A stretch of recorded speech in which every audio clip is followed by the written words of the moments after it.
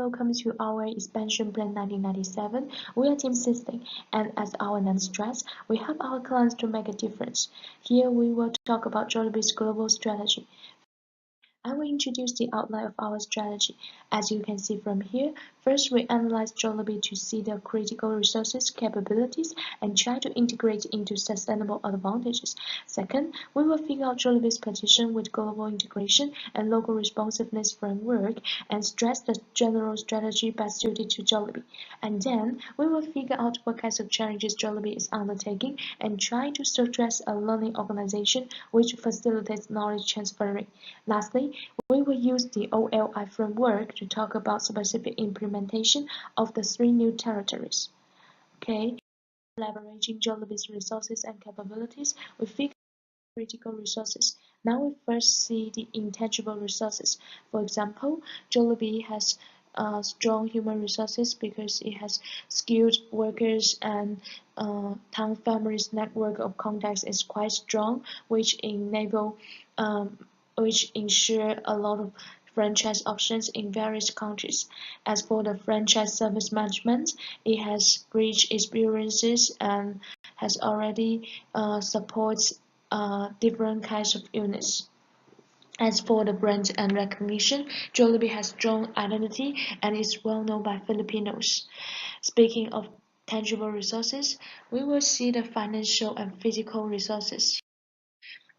From the graph, we can easily see a promising financial picture. The total assets and total current liabilities ensure a good timing for Jollibee to go abroad further. For resources, we can see the stores are growing rapidly from the graph. Plants, equipment, and access to raw materials can be integrated to facilitate global success. We stress Jollibee to choose strategy which has high level of global integration as well as local responsiveness.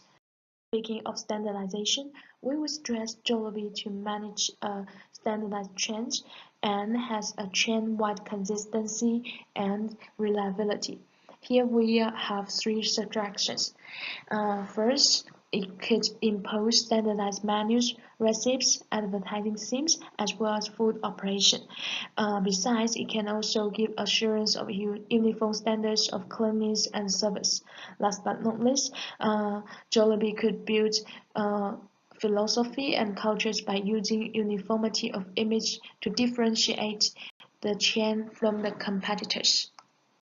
Besides the standardization, Jollibee also needs some flexibility to adapt to the local markets. For example, localize Jollibee image, such as logo, slogan, or philosophy, and then keep the balance of diversity of menu and the cost of operating efficiency.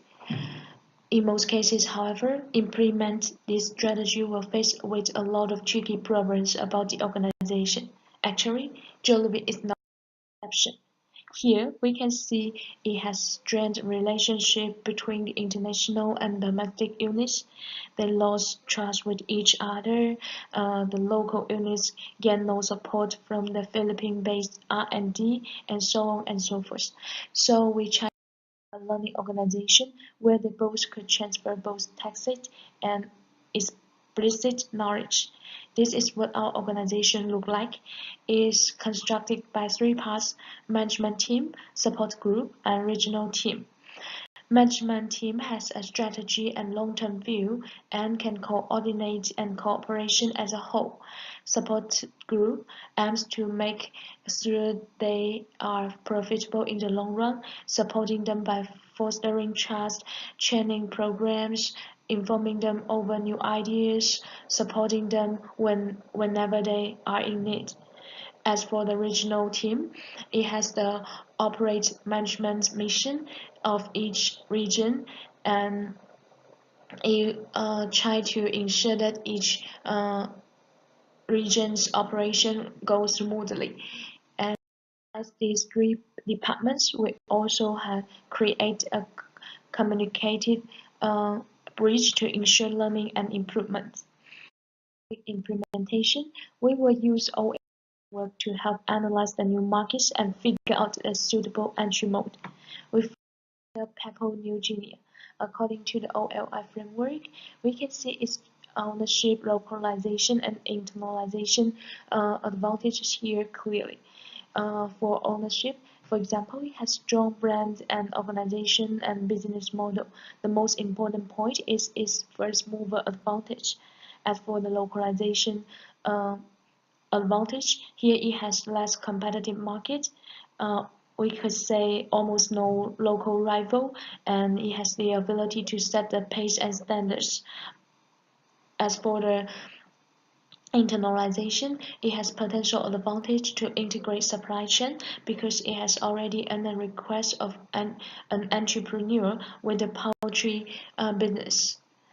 Okay, on to California.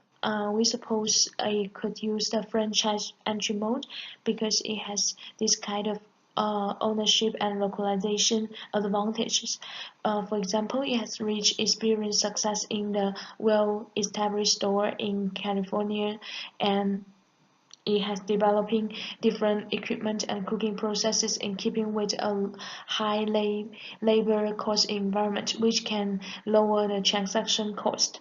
As for the localization advantages, it has huge market demand as well as the less competitors, and also it has interested local investors, and the unchanged menu can lower the cost of duplication. And for the Hong Kong market, we will say we will remain domestic because it has no ownership advantages and localization advantage. But still, it has a lot of managerial problems which we should solve first and then enter the market. So here is our expansion plan. First, we go Papua New Guinea with FDI entry mode, and then we go to California franchise, and we should build our brand and recognition before we enter Hong Kong market. Yeah, and here is our global strategy. For your listening.